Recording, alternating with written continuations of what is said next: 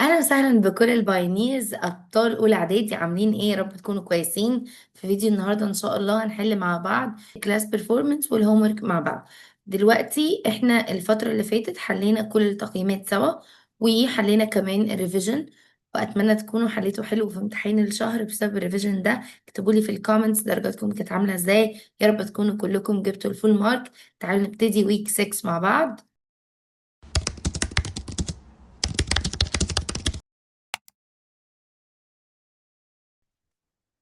في الفيجر اللي قدامي ده جايب لنا 4 رسومات وبيقول لي which of the following represent triple covalent bond.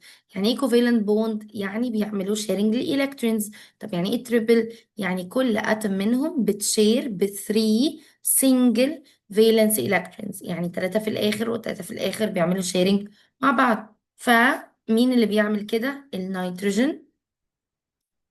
حتى هتلاقوا ان في بينهم 3 شرط او 3 straight lines، ده معناه ان هما كل واحدة بتشير 3 electrons.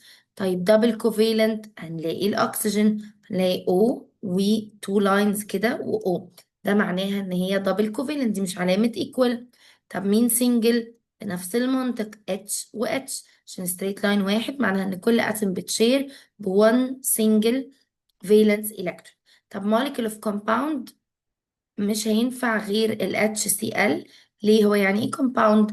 compound يعني متكون من كذا element مع بعض. طيب ما هو ال HCl ده عبارة عن 2 elements، لكن كل اللي فاتوا دول كانوا elements O مع O يبقى أنا نفس النوع، N مع N يبقى نفس النوع، H مع H يبقى برضو نفس النوع. يبقى نطلع من ده باستنتاج بقى، أولا كل اللي اتكلمنا عليهم دول كانوا covalent bonds عشان كلهم بيعملوا شير للإلكترونز. فالكوفالنت ممكن تكون لي element زي ما حصل في حالة الهيدروجين والأكسجين والنيتروجين، أو تكون لي compound زي ال H مع ال Cl، أو الووتر.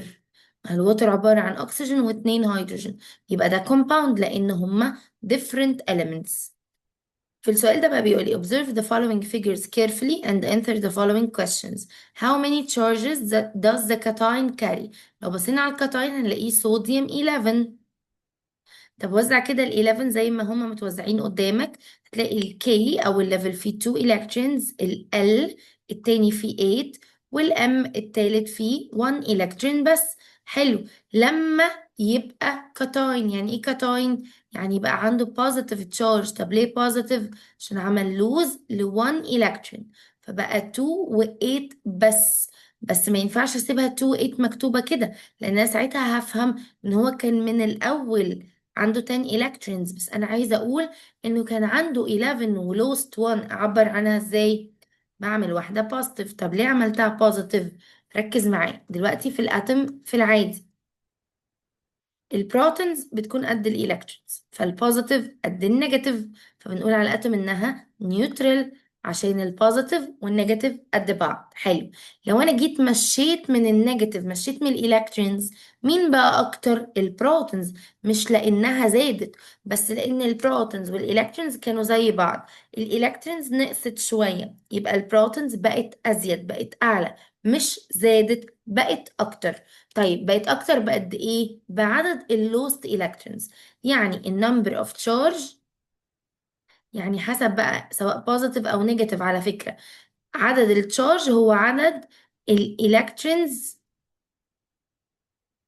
لوست اور جيند. يعني لو هو بيلوز، فلو لوز 1 يبقى بوزيتيف 1، لو لوز 2 يبقى بوزيتيف 2، لو لوز 3 يبقى بوزيتيف 3. طب لو بيجين، لو جين 1 يبقى نيجاتيف 1، لو جين 2 يبقى نيجاتيف 2، لو جين 3 يبقى نيجاتيف 3. يبقى عدد التشارج قد عدد الالكترونز اللي اتغيرت. طيب هنا بقى هتطلب بوزيتيف ليه؟ عشان عدد الالكترونز اللوست equal 1. يبقى how many charge does it carry؟ just 1. Identify the location of previous elements في periodic table. عندنا الصوديوم 11، الصوديوم 11 281، فساعتها هلاقي الصوديوم في period 3 عشان استخدمت 3 energy levels، وفي جروب 1A. واوعى تنسى ان 1A كده يعني في بلوك S. طيب مين جنبه؟ كلورين 17. لما نوزع الكلورين هنلاقيها 2 8 7 يبقى برضو ده في period 3، بس في الآخر في 7 يبقى جروب 7A وده بلوك B. وهتنسى 1A اسمهم الكالاي ماتلز، 7A اسمهم هالوجينز. طيب عندنا H و Cl، احنا عملنا خلاص ال Cl، نعمل ال H بقى.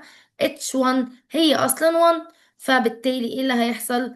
هلاقيها موجودة في period 1 جروب 1A، هي تبع الجروب او مكانها فوق جروب 1A، بس هي نوعها non metal. What bond is shown in the first figure؟ الفيرست فيجر البوند فيه نوعها ايه؟ ionic bond. عرفنا منين انها ionic يا ترى؟ ما طالما في الكترون بيسيب الميتال بيحصل له لوز ويروح للنون ميتال فيحصل له جين، يبقى دي كده ionic bond. In the second figure, how many electrons are there in two atoms after bonding؟ دلوقتي لو جيت أعد الهيدروجين هيبقى عنده كام؟ يبقى عنده 2، لأنه الإلكترونز اللي بتلف دي ما هي بتاعة الهيدروجين وبتاعة الكلورين. طيب والكلورين هيكون عنده 18، لأنه برضو بعد ما قعد يلف كده الإلكترونز بقت عندهم هما الاتنين. كده خلصنا الجزء بتاع الكلاس بيرفورمانس. تعالوا نبدأ الهومورك مع بعض. السؤال الأولاني بيقول لي compare بين البوزيتيف اين والنيجاتيف اين in term of the definition, number of electrons, number of protons و number of energy levels. طبعا احنا عارفين انه احنا بقينا دلوقتي بنحل التقييمات بتاعتنا في شيت كده عشان يبقى اسهل لنا كتير في المذاكرة. فتعالوا نقارن بين البوزيتيف اين والنيجاتيف اين according to ال definition. يعني ايه positive اين؟ ده metal atom. اتم جايه من ميتال، عمل ايه الميتال ده؟ عمل لوز لإلكترون اور مول فتحول وبقى بوزيتيف. طيب والنيجاتيف اين ده نون ميتال اتم، كانت اتم بتاعت نون ميتال، عملت ايه؟ عملت جين 1 اور مور الكترونز، فعشان كده بقى عندها تشارج نيجاتيف. اوعى تنسى البوزيتيف بنسميه كاتاين والنيجاتيف بنسميه اناين. حلو قوي. الالكترونز في البوزيتيف اين الالكترونز بتاعته اقل من البروتونز، هما كانوا ايكوال بس الالكترونز مشيت فبقى مين اعلى؟ البروتونز اعلى من الالكترونز. لكن في النيجاتيف هما كانوا ايكوال، الالكترونز زادت، انا زودتها لما عملت جين، فساعتها بقول ان الالكترونز اكتر من البروتونز. طب لما يسالني على البروتونز، في الحقيقه البروتونز مش بتتغير. مش بس البروتونز بقى اللي مش بتتغير، ده كل النيوكليونز مش بيتغيروا. يعني ايه نيوكليونز؟ يعني موجودين جوه النيوكليوس. طب مين موجود جوه النيوكليوس؟ موجود عندي جوه النيوكليوس البروتونز والنيوترونز. فسواء هي اتم او اين عندهم نفس عدد البروتونز والنيوترونز، التشينج الوحيد بيبقى فيه الالكترونز. ماشي. طب الانرجي ليفلز، لا هنا تفرق بقى. الانرجي ليفلز بتفرق يعني او بتقل عند البوزيتيف اين. ليه؟ لان انا بتكلم في الفالنس الكترونز الموجوده في الاخر، فلو مشيت الفالنس الكترونز دي فعندي انرجي ليفل كامل ما بقاش موجود. لكن في النيجاتيف اين انا اوريدي عندي مكان فاضي في الليفلز اللي معايا، فعشان كده الانرجي ليفلز مش بتتغير. يبقى تاني، البوزيتيف اين جاي اصلا من ميتال عمل لوز، النيجاتيف اين جاي من نون ميتال عمل جين. عدد الالكترونز في البوزيتيف اقل من البروتونز، عشان كده اسمه بوزيتيف لان البروتونز اكتر. عدد الالكترونز في النيجاتيف بتكون اكتر من البروتونز، عشان كده اسمه نيجاتيف. البروتونز كده كده مش بتتغير، لا هي ولا النيوترونز، كل النيوكليونز مش بيتغيروا. الانرجي ليفلز بتكون اقل في البوزيتيف اين لاني مشيت الفالنس الكترونز بالانرجي ليفلز بتاعتها، لكن في النيجاتيف هو موجود بس اتملى. خلي بالكم، عايزه افكركم بحاجه برضو، ان الميتالز لما بتلوز بتقرب للنوبل جاز اللي قبلها. يعني هو 11 فلما يلوز هيبقى 10. احنا دايما نحب نحفظ التلاتة الاساسيين بتوعنا اللي هما هيليوم نيون ارجون، هيليوم 2 نيون 10 ارجون 18. ليه بنحب نحفظ التلاتة دول؟ لان دول التلاتة اللي ممكن يسألني هو الميتال ده اقرب لمين او النون ميتال ده اقرب لمين. فكل الميتالز بتقرب للنوبل جاز اللي قبلها، البريسيدنج يعني اللي قبلها. لكن النون ميتالز بتزيد فبتقرب للي بعدها the following inert gas. الكومباريزن التانية بقى بين الايونيك كومباوندز وكوفالنت كومباوندز. خلي بالك احنا اتكلمنا عن الايونيك بوند والكوفالنت بوند، وعرفنا ان الايونيك بتحصل بين ميتالز ونون ميتالز. لما الميتال يلوز يبقى بوزيتيف اين، نون ميتال يجين ويبقى نيجاتيف اين.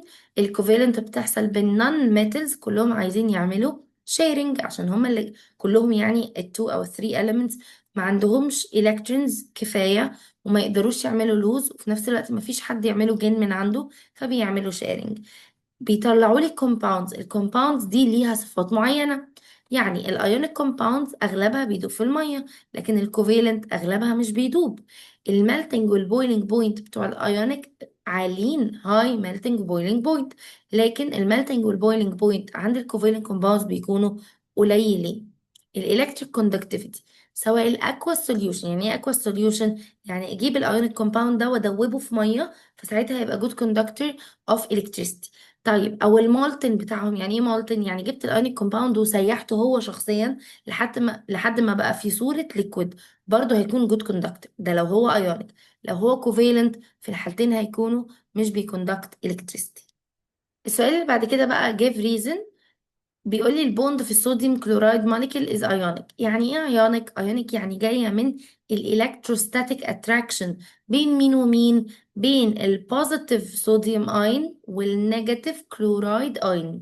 يبقى هو الكتروستاتيك اتراكشن بين بوزيتيفلي تشارجد صوديوم اين او الكاتاين بتاع الصوديوم مع نيجاتيف تشارجد كلورايد اين، فكونوا لي ايونيك كومباوند. طب ليه البوند في الهيدروجين كلورايد سنجل كوفالنت؟ هقول له بص، سنجل يعني ايه؟ سنجل يعني بيشير بوان الكترون او 1 فالنس الكترون، كل واحد منهم بيشير بوان الكترون فيكونوا لي كوفالنت كومباوند. طب ليه الاكسجين موليكيول دبل؟ عشان كل اكسجين اتم بتشير ب 2 الكترونز او 2 فالنس الكترونز عشان تكون لي دبل كوفالنت بوند.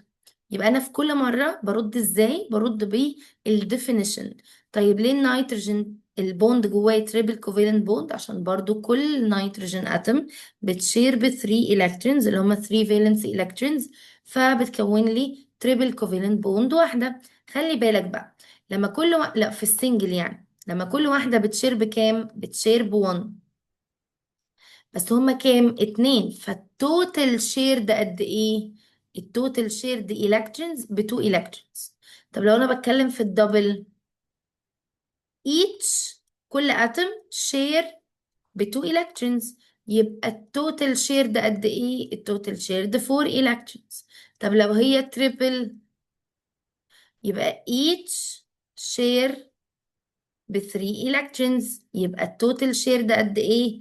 توتال شير 6 electrons. فانتوا افهموا السؤال عايز كل اتوم بتشير قد ايه ولا التوتال شير ده بينهم قد ايه.